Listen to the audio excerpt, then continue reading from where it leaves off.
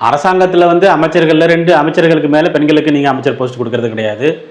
MLA election நிற்கிறதுக்கு 234 தொகுதியில் ஒரு ஒரு ஒரு ஆளுங்கட்சி ஒரு கூட்டணியோ எதிர்கட்சி ஒரு கூட்டணியோ ஒரு 5 பேர் 10 பேருக்கு மேலே வந்து பார்த்தீங்கன்னா நீங்கள் பெண்களை நிற்க வைக்கிறது கிடையாது.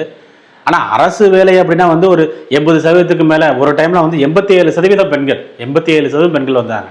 நல்லா படிக்கிறாங்க வர்றாங்கன்னா தான் இல்லைன்னு சொல்லவே இல்லை. பட் ஆண்களுடைய வாய்ப்பை பறித்து இடஒதுக்கீடின் மூலமாக தவறாக இடஒதுக்கீடு கொடுக்கப்படுகிறது. அதாவது அன்னைக்கு யாருமே இல்லை, ஓகே, இன்னைக்கு வந்து 150 பேர் தாராளமாக வர்றாங்க. ஸோ நீங்கள் இந்த 30% 40% பெண்கள் இடஒதுக்கீடு கூட்டுறேன் அப்படின்னு சொல்லி எலெக்ஷனில் 2021 எலெக்ஷன் சொன்னால் நீங்கள் கூட்டலை, இன்னும் கூட்டலை, அது வரைக்கும் நல்ல விஷயம். அந்த ஒரு 10% ஆண்கள் கொடுக்கலாம், ஒரு டைம் கொடுத்து பார்க்கலாமே. அரசாங்கம் என்பது சட்டம் என்பது சட்டப்பேரவை என்பது அரசியலமைப்பு விதி எல்லாமே வந்து பார்த்தீங்கன்னா அப்படின்னு மக்களுக்காக தானே. டெமோக்ரஸி வந்து பார்த்தீங்க அப்படின்னா by the people for the people of the people அப்படி சொல்லியிருக்கிறோம். மக்களால் மக்களுக்காக உருவாக்கப்பட்டதான் மக்களாட்சி. ஸோ அப்படி இருக்கும் பொழுது நீங்கள் வந்து இந்த அரசியலமைப்பில் வந்து திருத்தம் கொண்டு வரலாம்.